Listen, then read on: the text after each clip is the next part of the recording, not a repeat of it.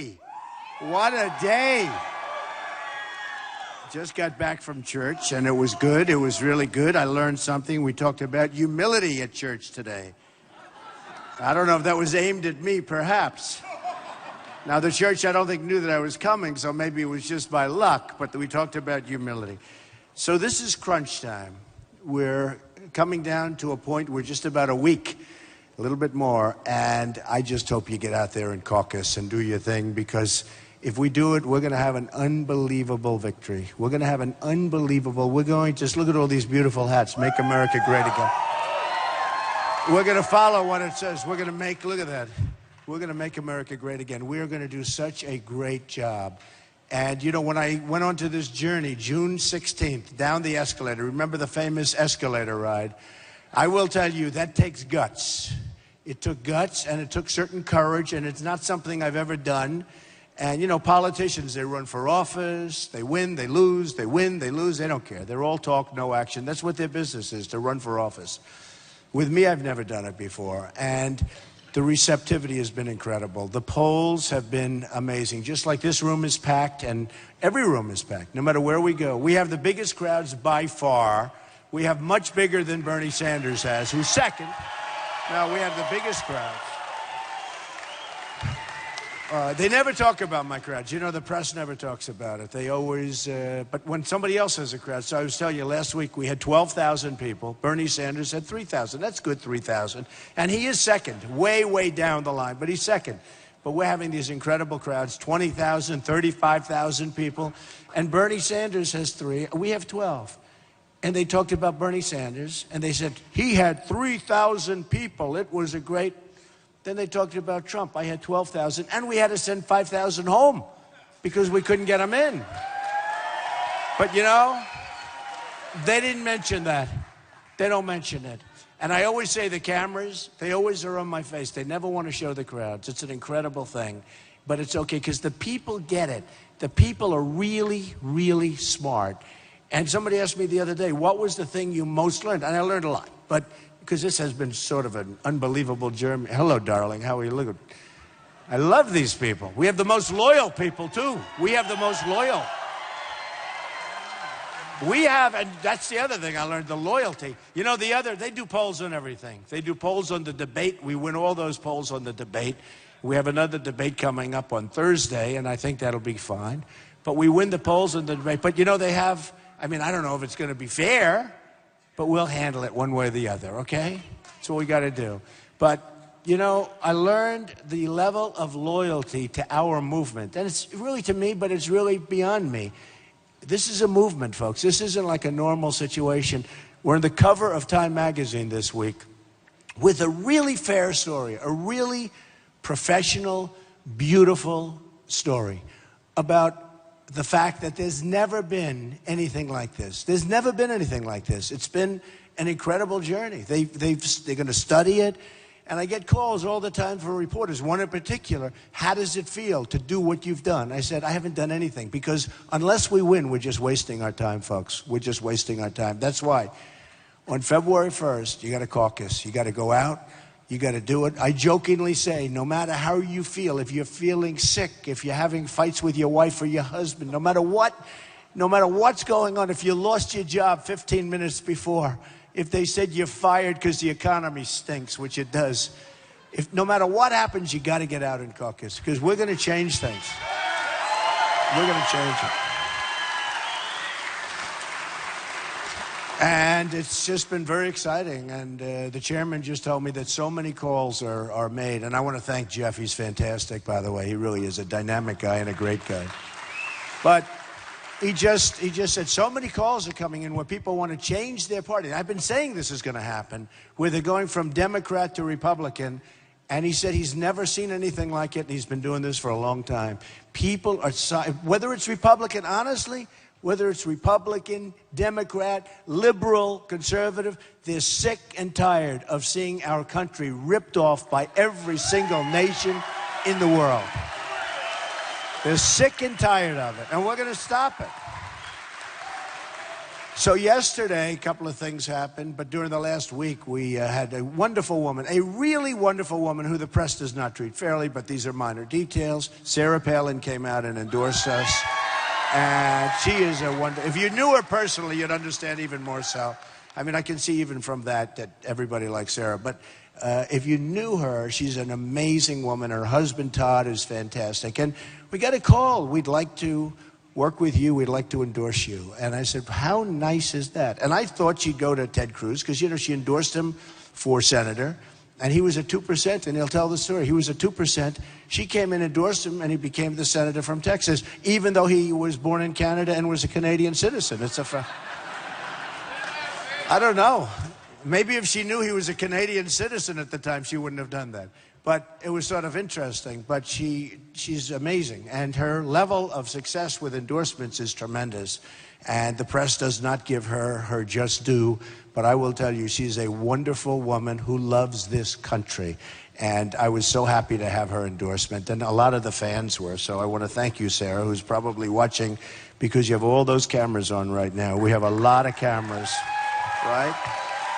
We have a lot of cameras. A couple of things, you know, we'll talk about individual candidates for a little while. Should we do that? I think so, right? We don't have to go through the whole thing. Should I go through a couple of polls? No? Yes? Okay. So Fox just came out. Big turn, 12 or 14 points. Trump is up. You heard about that, right? Trump is up. In Iowa. And now the rest of you're still lagging behind everybody, folks, okay? Because the rest of the nation, I mean, we are just through the roof. We had a poll yesterday, 48%, and we had another one, 42%, and we have them at 36, 38%. We're doing great. That's on a national basis. We're doing unbelievably. Also, numbers came out from Fox and CBS this morning for New Hampshire, where we're through the roof. In South Carolina, through the roof. All of them. Nevada, all of them.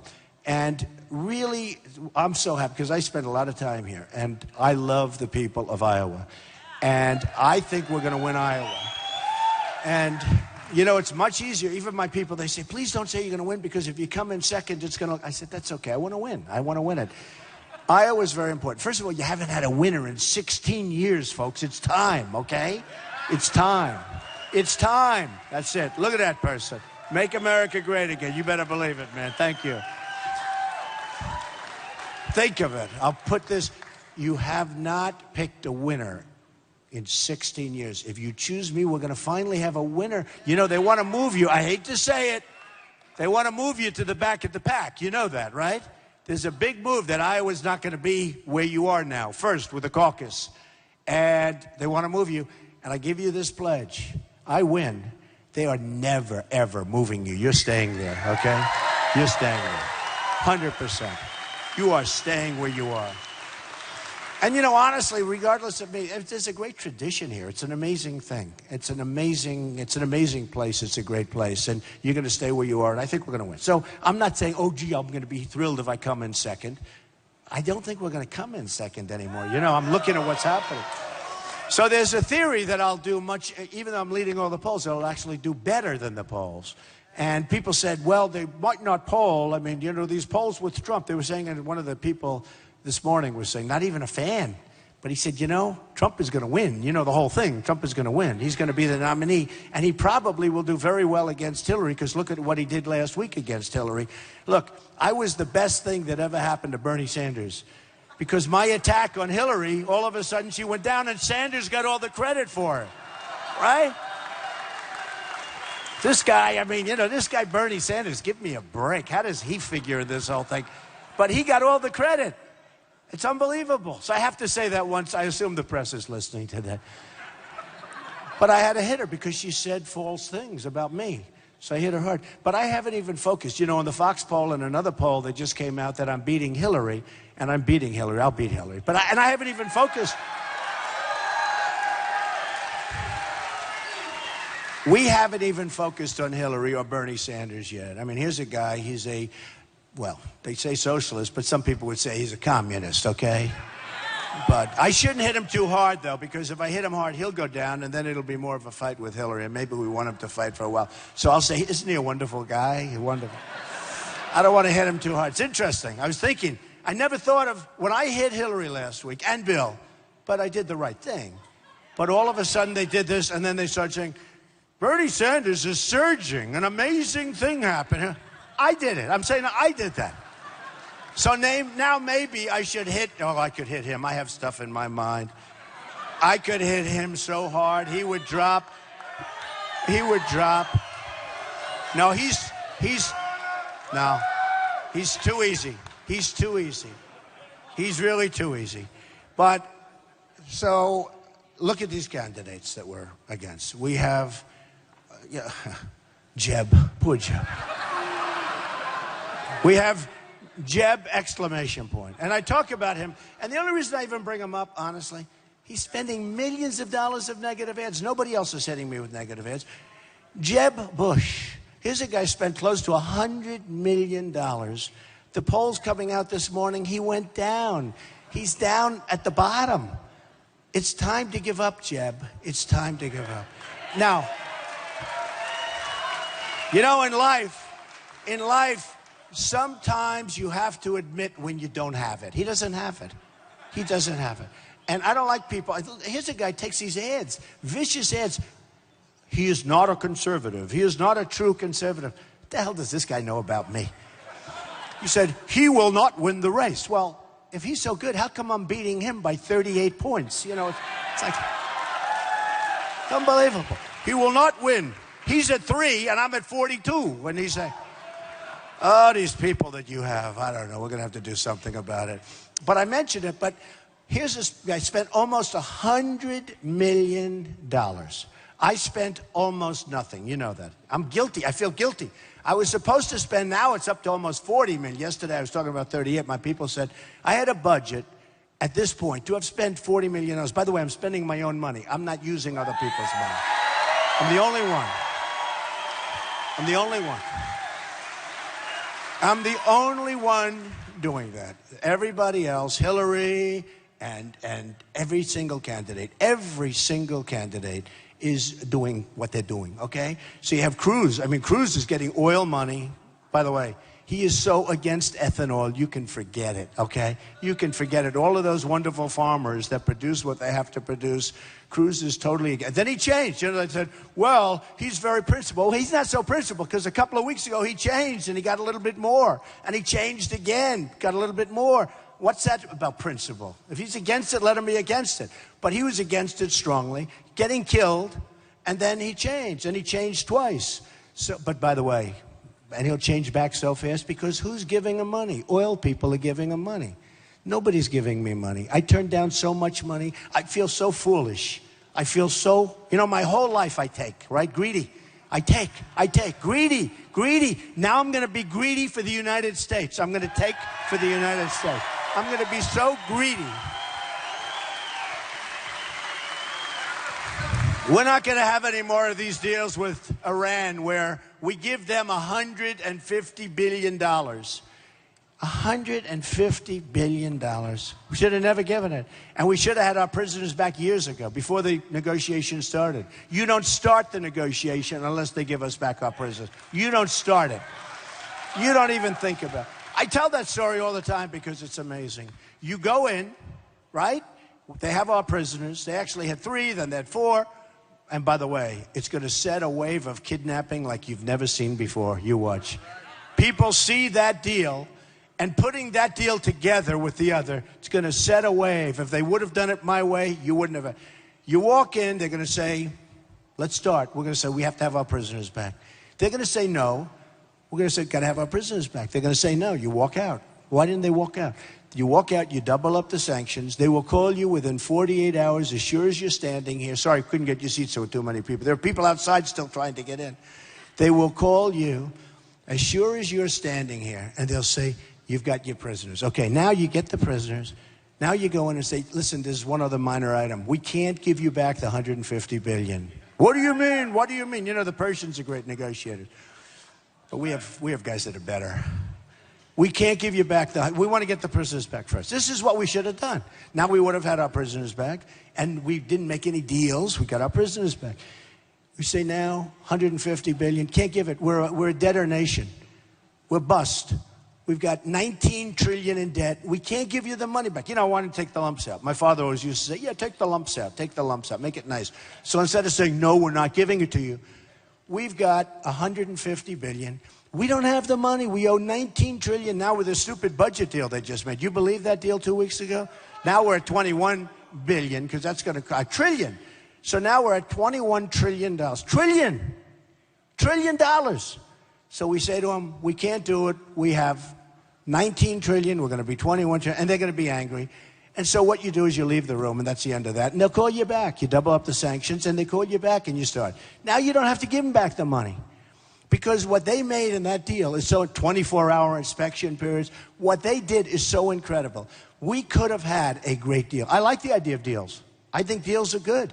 I mean, one of the problems with Ted Cruz is everybody hates him. I mean, he's such a nasty guy. Everybody hates him. He can't talk. Think of it. Not one United States senator has endorsed him.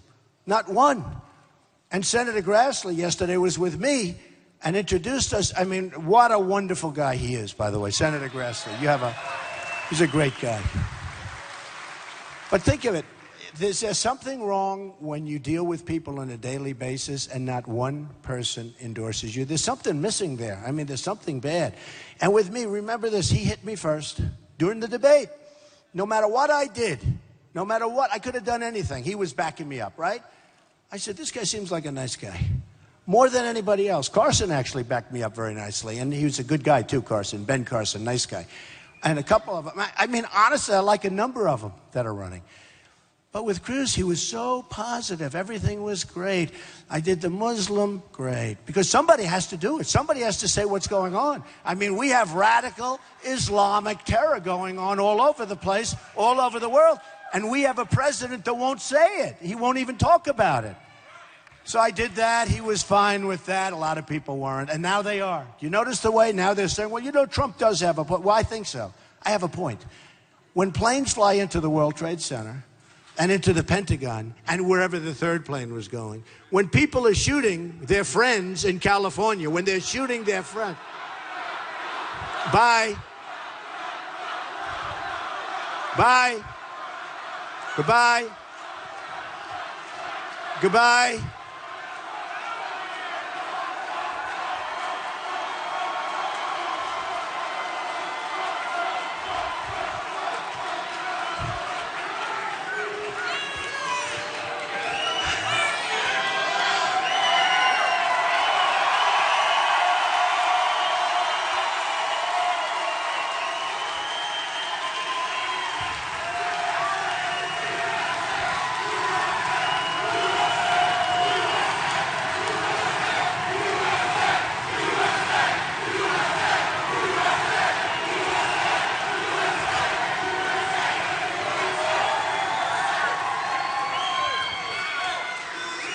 No, he wasn't wearing one of those hats, was he? Was he wearing one of those hats? And he never will. And he never will. And he never will. And that's okay. But, you know, we got to do something, folks, because it's not working.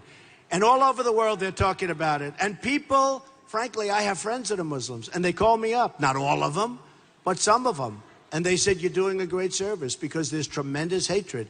And we have to get to the bottom of what's going on. When you have people that go, these two that got married, these two young people that got married, they were radicalized. And they go into people that gave them wedding receptions and gave them parties when they were getting, and then you shoot them, you kill them. You kill them. And then you have in Paris where you lose 130 people that don't have guns. And by the way, we're going to protect the Second Amendment if I'm president. That I can tell you. That I can tell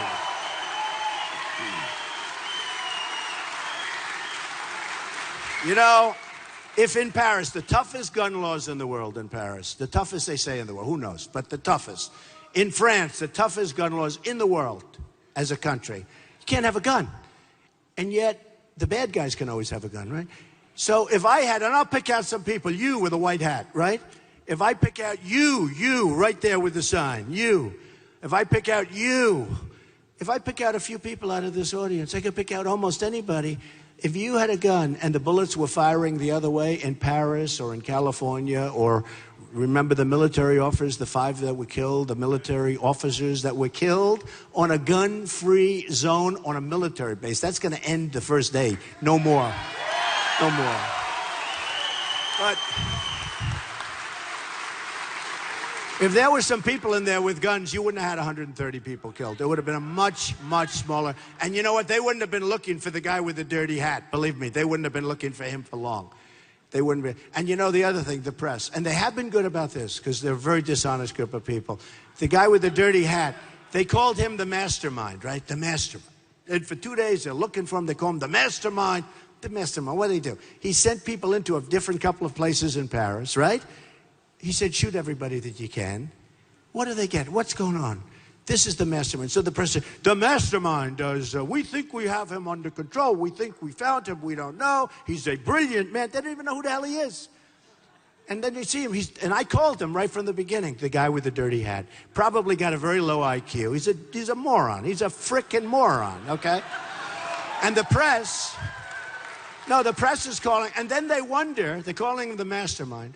And then they wonder why our youth is being radicalized. What's happening with the youth? And they're wondering, you know, they're using the internet better than we use it, and our guys invented it, right? Because they're hearing, oh, Dad, the mastermind, he's a mastermind. He's a moron. He's a dirty, rotten moron. And we killed him, fortunately. And the cops in France, they did a great job. And the cops in California, they did an amazing job. I mean, our police, I'll tell you what, the most mistreated people practically in this country, 2 groups, our police and our veterans. Remember that.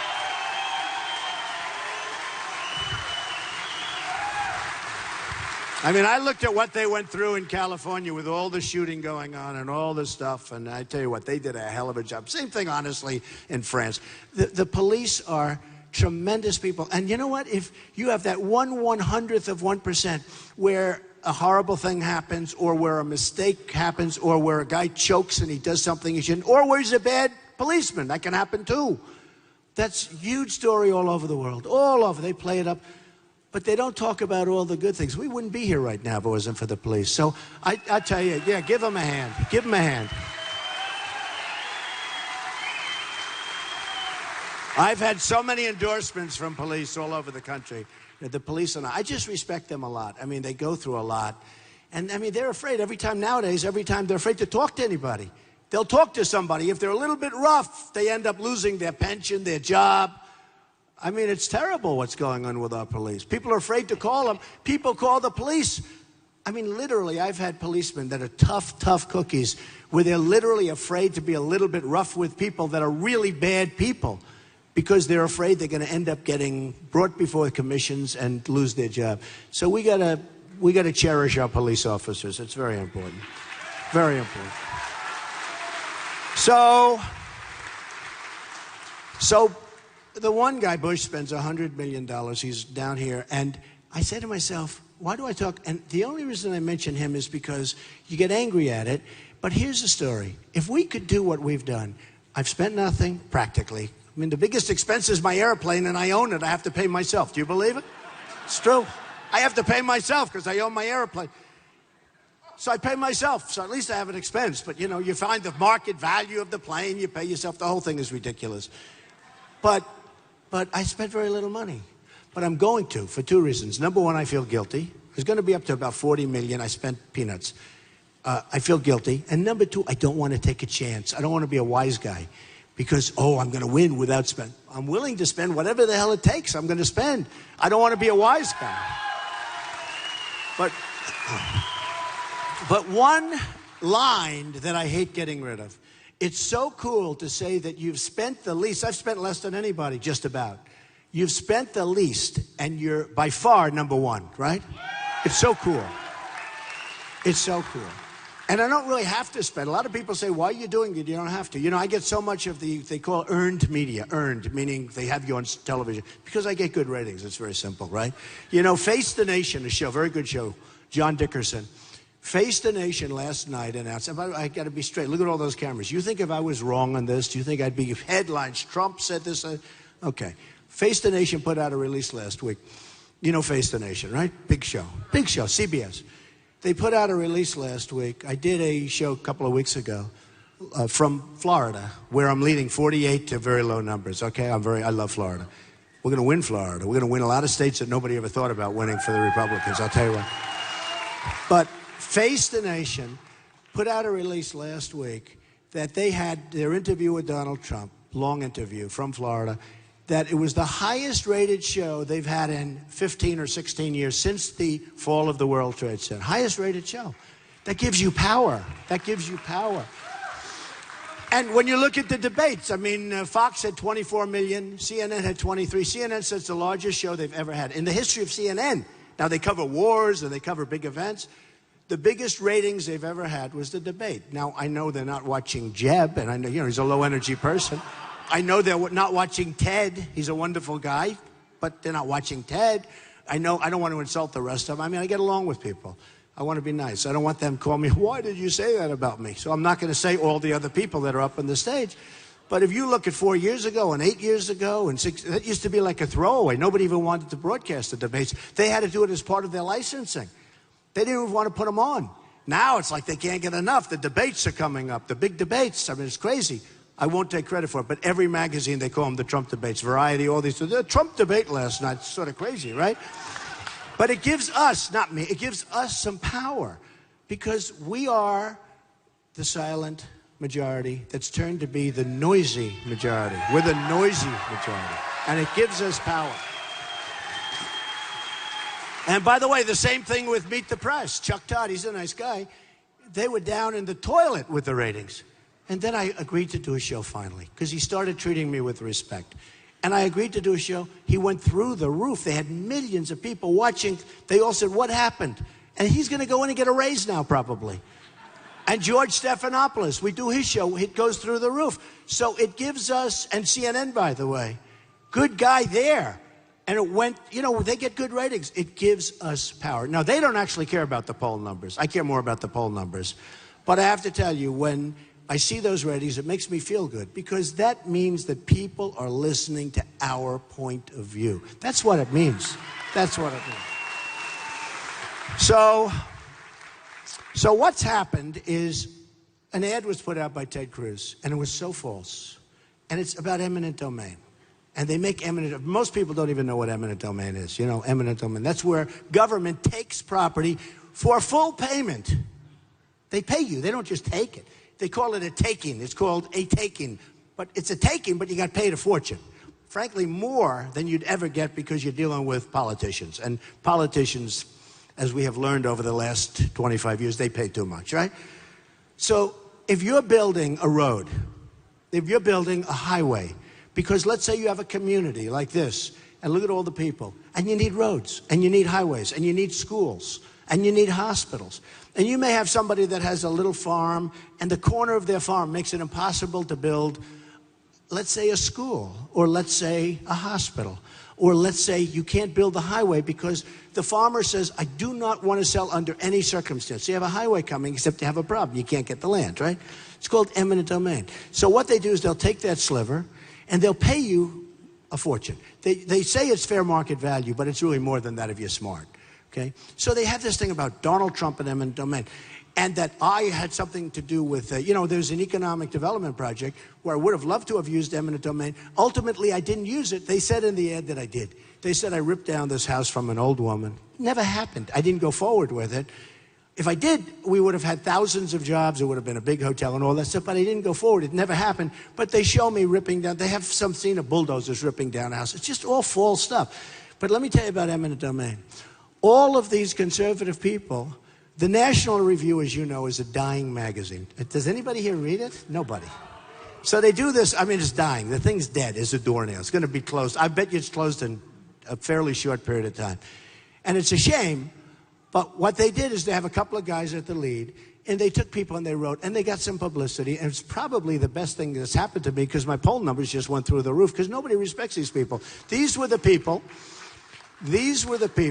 that said very strongly Trump will never run. If he does run, it's not going to happen. Don't even talk about it. So then I ran. Then they said he'll never sign Form A, which is a form where you basically sign your life away. You know, it takes guts to run for president. I never did this stuff before. So I signed Form A.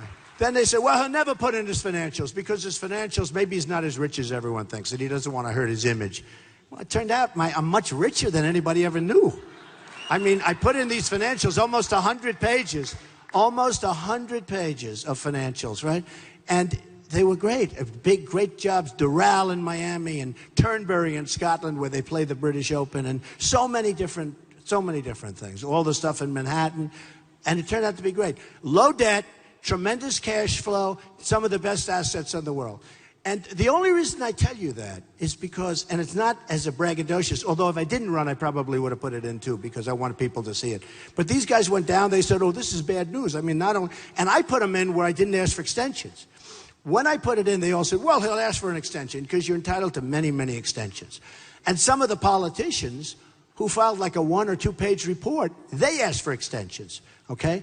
So I didn't ask for extensions, and people couldn't believe it. The only reason I tell you is that's the kind of thinking our country needs to make us great again and rich again and strong again and solvent and all of these things.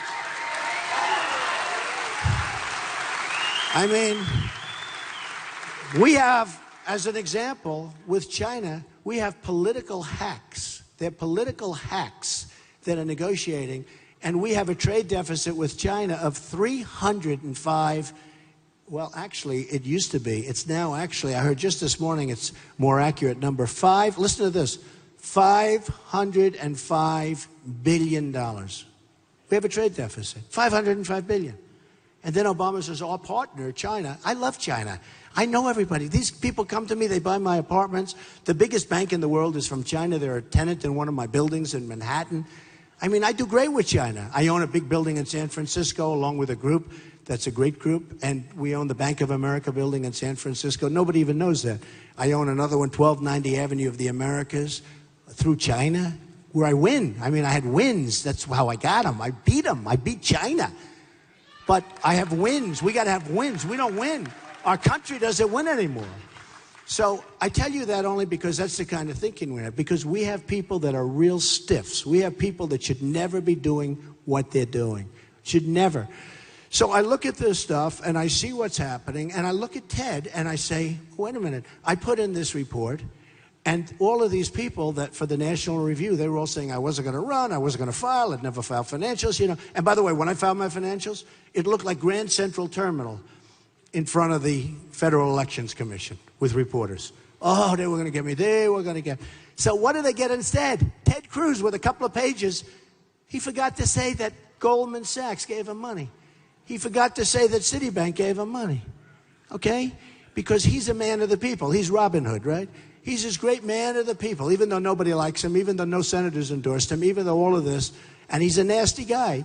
He's a man of the people. He's going to help the people. Well, he doesn't want to know that he borrowed from Goldman Sachs because, let me tell you, Goldman Sachs has him. Citibank has him. Okay, he's going to come out with rulings that are negative at Goldman Sachs, and he's got personal guarantees with Goldman Sachs? I don't think so. So he said, oh, he didn't know. He didn't know. Oh, I didn't know. You know, guy's got 2 banks, he's got 2 loans. Now, I may have more than that, but let's assume he has 2 banks, 2 loans. How do you not put that on your personal disclosure form? How do you not put it? It's impossible. Smart guy. So you know that you have banks and you didn't put them. He didn't put them because he didn't want you people to know that Goldman Sachs, that he owes money to him and that he's got guarantees to Goldman Sachs and that he's got loans at way below interest. He's got very low interest rate loans. It's called favored nations loans. He's got low interest rate loans. They're very favorable rates. In other words, they're like peanuts. So when Goldman Sachs goes to your senator in Texas, in the case of the people from Texas, and they say, we got to have this, we got to have that, he's going to do it. The nice part about me, I'm not taking anybody's money. I'm not taking anybody's money.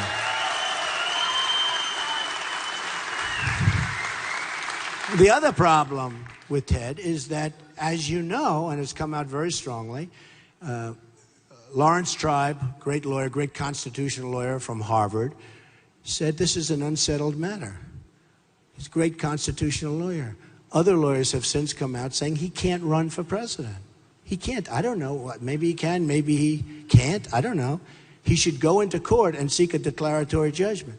Because the people voting for Ted for Ted Cruz. Those people, I think there's a real chance that he's not allowed to run for president. I know this. He can run for Prime Minister of Canada. He was born on Canadian land. It's true. People actually laugh. It's actually true. He qualifies because he was born on Canadian soil, right? He was born in Canada. And then he said another beauty. So he was a citizen of Canada until 15 months ago. Did you know that? Does anyone know that? He's a citizen of Canada. So he's a joint with the United States. So he's a citizen of Canada. And they said, you know, you're a United States Senator. You're a citizen of Canada. Somebody found out. These reporters, they ultimately find out everything, whether we like them or not, right? Much of it's false stuff, but this happens to be true. He's a citizen of Canada. And they said, you're a citizen of Canada? Oh, I didn't know. So he just said the other day, they said, how could it be that you were a citizen of Canada? He said, he didn't know about it. Okay. So he didn't know he was a citizen of Canada. And there are advantages to being a citizen of different places. You understand that. So he didn't know he was a citizen of Canada, and he didn't know he had loans out to Goldman Sachs, and he didn't know it was another. I mean, come on, folks. Look, are we babies? Are we babies? So we're going to find out what happens. We're going to find out, and then he makes a false ad about me that I'm ripping down some woman's house that I ultimately said, forget about it. It's not work. And by the way, I saved a fortune because it was in Atlantic City. I left Atlantic City like 8-9 years ago. Atlantic City is totally collapsed. I made a great deal. The smart people give me an A for vision. I left.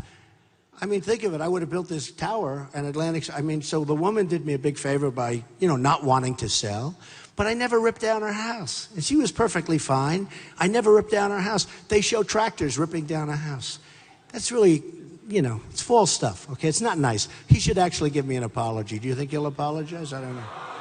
But he should. He should give me an apology. He said I ripped down her house. They show a tractor ripping down something. It's not her house because I didn't rip it down. But they show this big, beautiful, could be a John Deere, but I think it was a Caterpillar. In other words, that was before, right? That was before Komatsu started doing all the business because Japan has so devalued their yen that it's very hard for Caterpillar and John Deere. And by the way, speaking of John Deere, we love John Deere. I buy millions and millions of dollars worth of equipment. Millions. So Ted has a problem, and you know, I don't know what the problem is, but I can say that the polls that came out this morning, there's been a tremendous turn, 12 points, 14 points of a swing, and we're way up, and he went way down. So we'll see what happens. Look, ultimately, you got to go out, you got to caucus. Who knows what's going to happen? If you don't go out, we're not going to make this country great again. That I can tell you. If you don't go out and do it. Then you have these people at National Review. Okay, I'll talk about that for a second because it's gotten a lot of publicity. It's a failing magazine, got no influence whatsoever. And you have one guy, Brent Bozell. He's up in my office. I don't even know the guy. He's up in my office asking for money. Something to do with advertising or something. Money. I want money. A while ago. I want money. I said, what is the guy? He's asking for money. Who is this guy? So he's up asking me for money, right? So I think I might have given him a check for his charitable contribution, something. This is a long time ago before I was thinking about doing this. And I gave him money. Then he calls again and wants more money. And I said, hey, look, you know, you can be rich, but what the hell do we have to give money to people? I'd rather keep it or give it to charity or do something with it, right? So Brent Bozell, the next time I hear his name, I'm writing a piece about Donald Trump and what a bad... I guarantee you, folks, if I gave him more money, you end up giving it for the rest of your life. But if I gave him more money, it would have been fine. He wouldn't have written the piece. But then you have, what's his name? Glenn Beck. Glenn Beck. How about Glenn Beck? Always crying. Every time I see him, tears. You know why he's crying? Because Fox fired him, okay? And now he's got a loser going on. The thing's a total loser. But in all fairness, I don't blame him. He asked for an interview a lot of times. I've been really busy.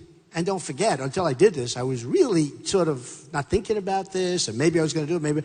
So I didn't give him an interview, only because I was busy, not because of any other reason. I didn't give him an interview. And I probably would have acted the same way as him. He called my people, and then all of a sudden I go to first place. Because, you know, I've been in first place almost since the day I announced. Can you believe that? Almost since.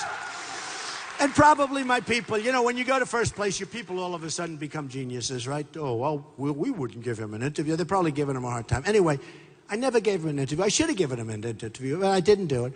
So I didn't give Glenn Beck an interview that he asked for many, many, many times. Called me up, said his father's in the hospital. His father was sick and not well and in the hospital. And I don't know how that worked out. I hope it worked out okay, but he was telling me about that. I said, I'll do your show. I'll do your show. I promise I'll do your show. Bottom line is probably called up and we didn't do a show. He comes out against me. That's all it is. If I did interviews with him, he wouldn't have done it. That's the way life is, folks. I mean, you know, this isn't something, you don't learn this at the Wharton School of Finance, okay? But that's the way life is. And I don't blame him. If I called somebody and I had a network, a failing network especially, if I had a network and I called somebody and they wouldn't do the interview, I wouldn't, and there was just no reason other than, I got enough things to do, right?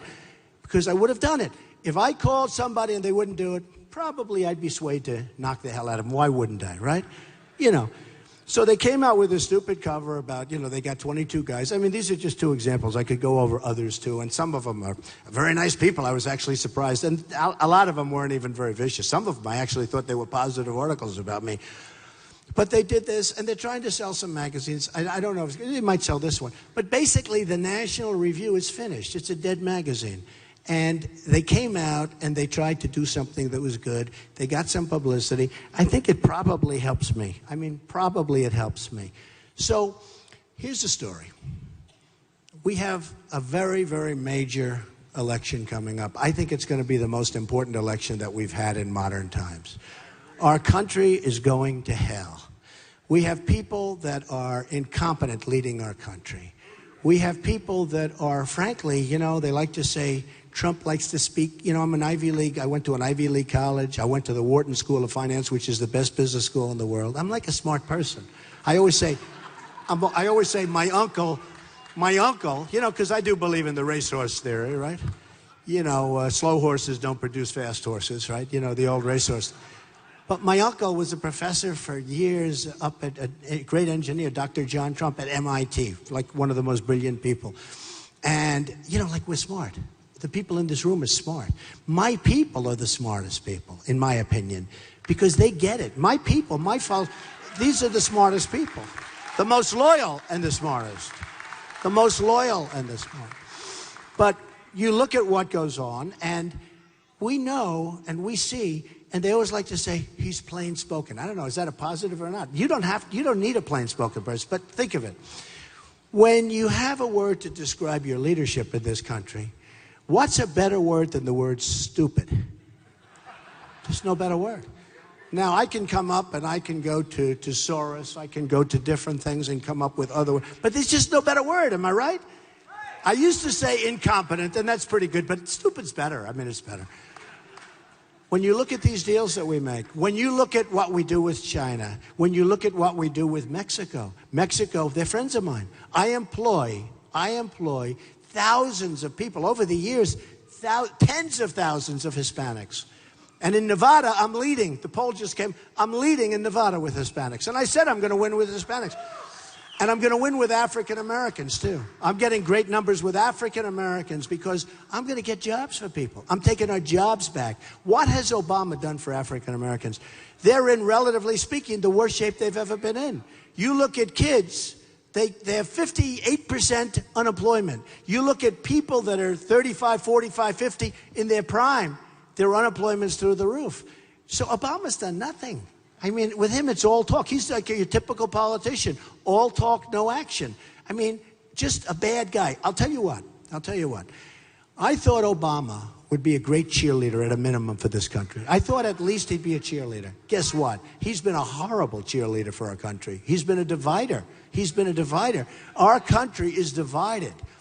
And it's divided very, very badly.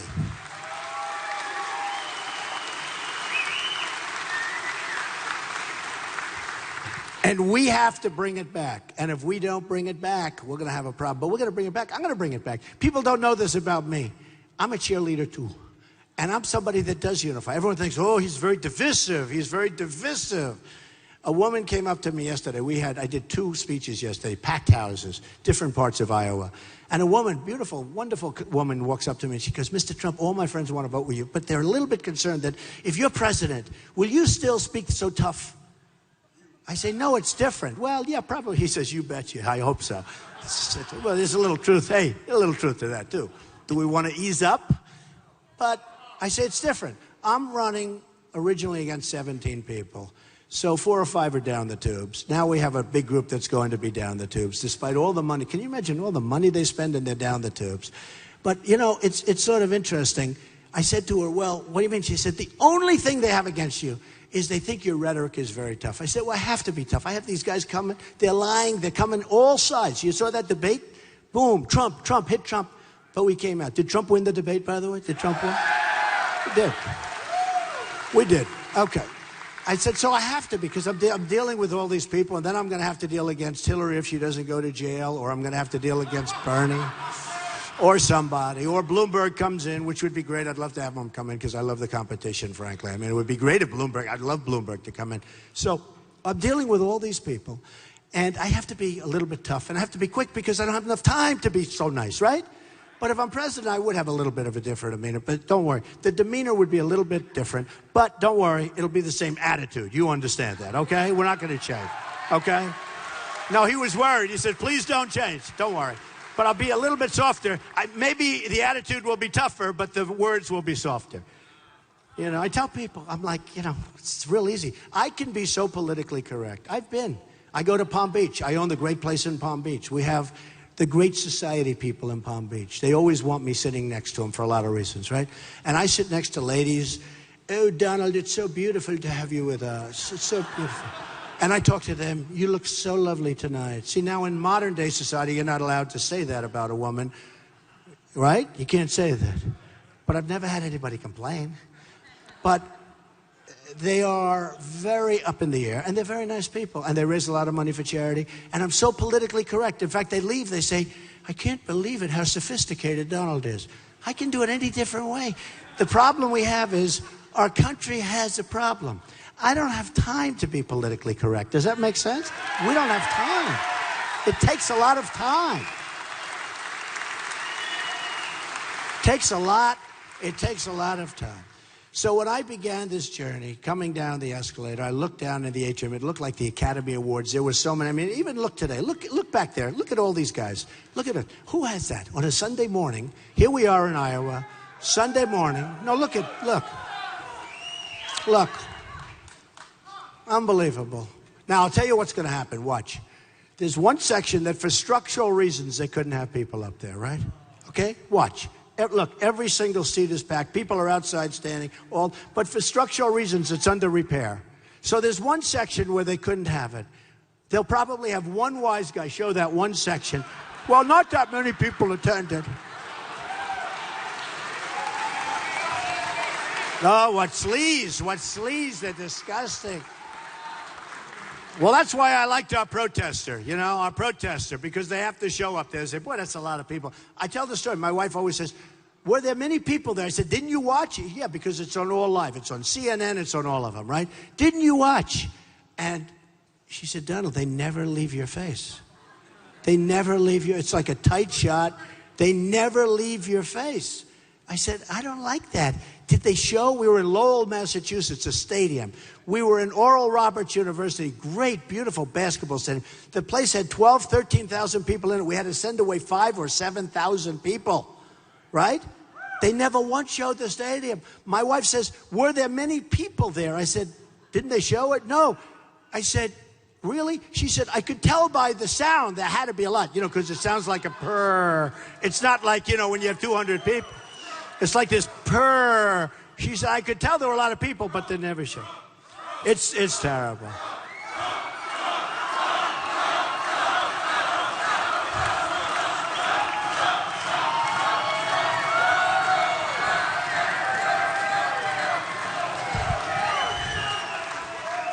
So if you see the section that's being under repair and you see these sleaze bags over there showing it, remember what I said. They are the worst. They are so dishonest. But you people get it. I want to by the way, I want to backtrack because there's one thing I want to say about conservatives. Like I watch some of these guys go, Donald Trump is not a true conservative. Jeb Bush, here's Jeb Bush.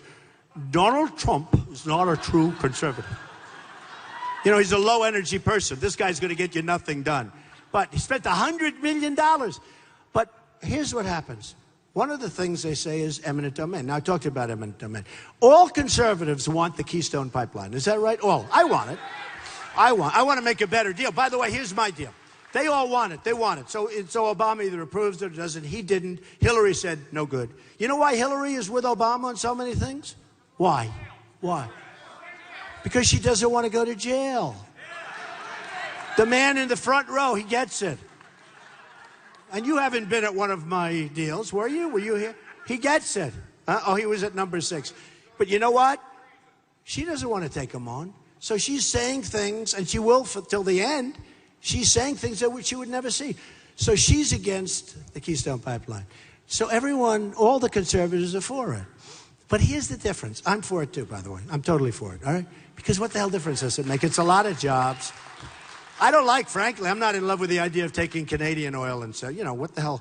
I love Canada, by the way. Look, you know who's going to approve that deal fast? Ted Cruz. He's from Canada. He's from Canada. Oh, I never thought of that. This is the first. Ted Cruz will approve the Keystone Pipeline because it benefits Canada. Great. He could be the only guy. He'll run for president, then he'll run for prime minister of Canada. So anyway, but here's where the Keystone Pipeline. Without eminent domain, you know, these guys are all saying, you know, take it. Donald Trump is against eminent domain. Yeah, I want to have a highway built. I want to have a road built. I want to have a hospital. But you know what can't be built without eminent domain? The Keystone Pipeline. No pipeline could be built. Because it goes thousands of miles. It goes from Canada down to Texas, right? And it goes through farmland, and it goes through a person's house, and it goes through, but without this. And you know, when you look under the Keystone Pipeline, they have a whole section dedicated to eminent domain. What it means, how we're going to use it judiciously, and all. Now they're saying I'm not a conservative because of eminent domain. I'm not in love with eminent domain, but you need it or you're not going to have roads and you're not going to have a country, okay? So I say the Keystone Pipeline could not be done without eminent domain. Probably could go 20 feet. You got to use it. And here's what happens. They condemn, they take the property, they pay you a fortune. There are people that make a living off buying eminent domain rights, because they're supposed to pay you fair market value, but you're negotiating with the government. So unless you're stupid, you get much more money than it's worth, right? So you make a fortune with eminent domain. So if you listen to them, they talked about it the other day. Donald Trump believes in the taking of property. Well, they forgot to say you get a fortune for it, okay? These are minor things. So these are dishonest. These are really dishonest people. So eminent domain, Keystone Pipeline. But here's the difference in business while we're on Keystone Pipeline. Here's the difference. The conservatives and all the Republicans, they want it approved. So you have the Democrats that say no. Although a lot of the Democrats think it should be approved, by the way, you know that. But you have a group that says no, or you have a group that says yes. Here's what I say, yes. But I also say, no, but I'm not finished. I also say this for the country. I want to take for the United States some of the profits. Why should we let them build this massive pipeline using our power of eminent domain, go through all these farms and through farmland and through cities and wherever the hell they're going, have to use eminent domain? I want 25% of the deal for the United States. They're going to make a fortune. They're going to make a fortune. So when they do this pipeline, it's going to be a very profitable thing. And it's really Canada oil coming down. So, you know, it's not, I like Canada. I want these people to be happy. But I want the developers of the pipeline to give the United States a big, big chunk of the profits or even ownership rights like I do in business. That's what I do. That's what I do. So you won't hear that. Now, here's what's going to happen tomorrow. So simple, right? But these people never think, and you've never heard of it. It's like when I said take the oil. Nobody else said take the oil. Now everyone says take the oil, right? I said in Iraq, take the oil. Nobody else said it. Now they're all saying it. So with the Keystone Pipeline, I want a big piece of the deal. Otherwise, I'm not going to approve it. They will give us a lot. I don't want to be, you know, I don't want to be too greedy. But if I'm greedy for the country. I want to be greedy for the country. So when they do the Keystone Pipeline, I want it approved. I want all those jobs. I like a lot of oil flow, because right now we're low. But, you know, I remember what OPEC would do for us for years. We don't want to ever be in that position again. But I want a piece of the deal. Doesn't that make sense? And you're not going to hear that from anyone else. So tomorrow you're going to have all these bloodsuckers saying, I have an idea. I want a piece of the deal for the United. They wouldn't know where to begin. They wouldn't know. You know, Carl Icahn, the great businessman, endorsed me. Many, many businessmen want to endorse. Even the ones that don't like me want to endorse me because they say he's the one that gets it. We have corporate inversions going on right now where companies are leaving the United States. You know, they used to leave Iowa and they'd go to some other place. Some of them went to Mexico, in all fairness, a lot of them. Newton, Iowa. But they used to leave Iowa, they'd leave New Hampshire, they'd leave different places, they'd leave New York, and they'd go to Florida. Now they leave our place and they leave New Jersey, and they're going to Ireland. Pfizer is going to move to Ireland. Thousands and thousands of jobs because they can't bring their money back into the country and because the taxes are too high. My tax plan is an amazing plan. It's just like an amazing, it's going to make us so dynamic. Larry Kudlow, who's a great guy, a great guy. Larry Kudlow said it's a phenomenal plan. So many other people said it's a phenomenal plan. But it's going to lower taxes for corporations, it's going to lower taxes for business, it's going to get rid of a lot of rules, regulations, which is coming out soon. Because I know as farmers, people that have farms are telling me stories that are a disaster. They can't even take care of their farms anymore. It's so bad with the environmental impact stuff. So we're going to get it back, and we're going to bring it back, and we're going to go back to sanity, and we're going to do things that are incredible. We're going to do things that are incredible in this country, okay? But my tax plan, you know, we're now the highest taxed nation in the world, and we're going to bring it so that we're one of the lowest. It's going to be actually one of the lowest, and we're going to become a dynamic force again. Now, all of that money, it's at least $2.5 trillion that's sitting offshore. This is interesting. The Democrats want it brought back in. It's good. It's money that was made outside of the country. They can't get it back in. And if they got it back in, they'd spend it here. But they can't because it's so restrictive. First of all, they can't do it bureaucratically. They can't get it back in. So all of that money, $2.5 trillion, but I think it's much more than that. The government has no idea. They have no idea what it is. Just like they have no idea how many illegals are in this country. They have no clue. Just like they have no idea what was on the Obamacare website that cost $5 billion. These people have no idea. That still doesn't work, by the way. So all of that money that's offshore, the Democrats want it and the Republicans want it. This has been going on for 3.5 years. They can't get together, and they all agree because they have no leader. Every Democrat wants it, every Republican. What's not to want?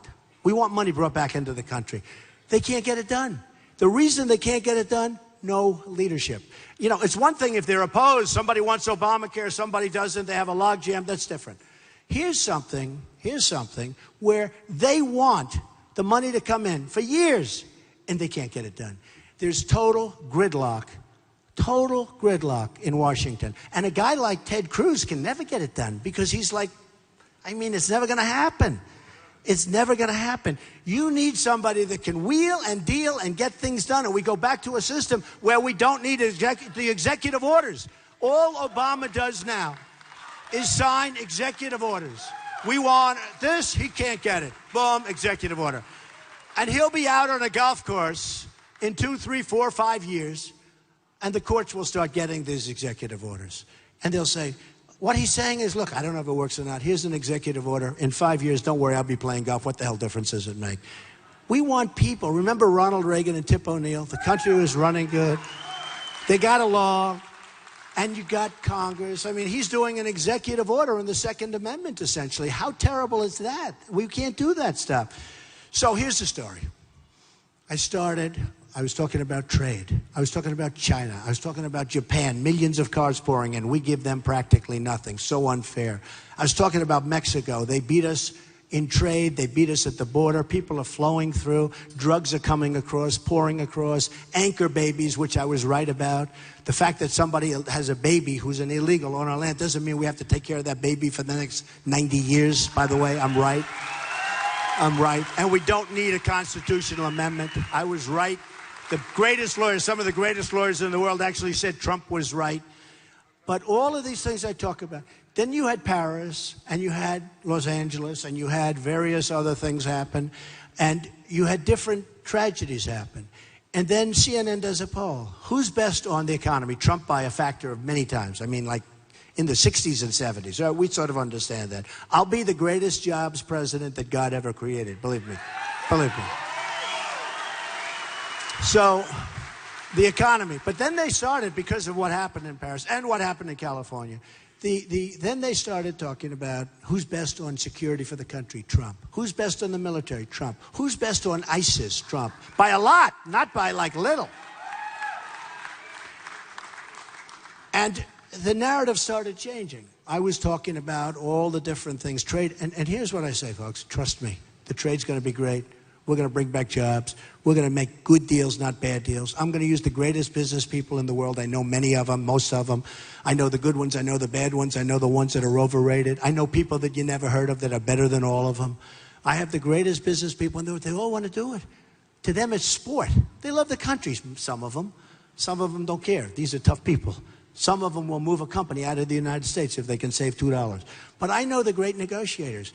And we're going to now have the best negotiators in the world negotiating against Japan and Mexico and China and Vietnam and all of these countries that are absolutely killing us. What China has done to us is perhaps the greatest theft in the history of the world. We have rebuilt China. What they've done to us, they've taken so much money out of this country, and we owe them $1.7 trillion. Can you believe it? They kill us, and we owe them money. Japan, we owe them $1.5 trillion. So here's the story. We're going to take care of that. But now it's going on to, we're going to knock the hell out of ISIS. We're going to knock the hell. Remember, I am the most militaristic person, the most.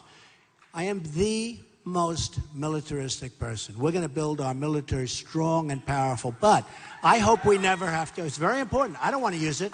And, you know, some people say, well, Trump is very tough and he might be very quick on the trigger. Quick on the trigger. All these weak people want to use our military. I'm the one that said, don't go into Iraq. And I said it in 2003, 2004, because you're going to destabilize the Middle East. I'm the sane one in the group, okay? But I want to have the strongest military. I want to make it bigger and better and stronger. And technologically, nobody can compete. Because I don't want to have to use it.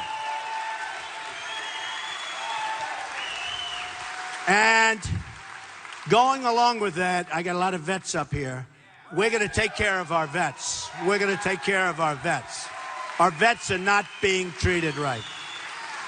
We have illegal immigrants that are being treated better than our vets. They're not being treated right. They're going to be treated right. They're our greatest people. They're going to be treated right.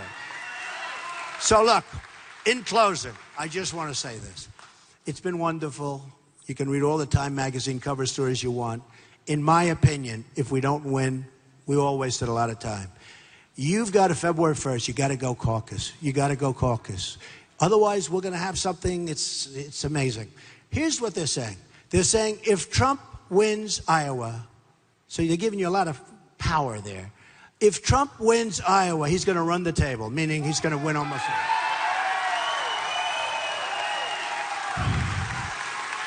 If I don't win Iowa, and honestly, anything's possible. If I don't win Iowa, I have to go to New Hampshire where I have a massive lead, like a 20-point lead, a big lead. Incredible people in New Hampshire. Incredible people there, too. If I don't win, I'm going to go. And I think we're going to win anyway. I think we're going to win because New Hampshire's strong. South Carolina's through the roof. We have a 28-point lead or something there. We have a huge lead in Nevada. The SEC, I'm doing great. Georgia's been amazing. I told you about Florida, 48%. So, but if I can win Iowa, I'm telling you, we're going to run the table.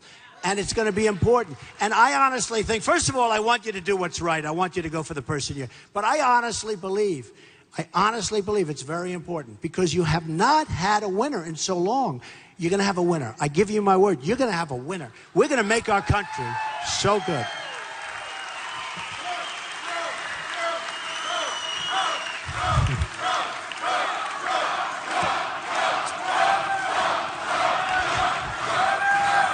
Love you. I love you. Love you. We're going to make our, thank you, and I love you too. I love you too. I do. We're going to make our country strong again.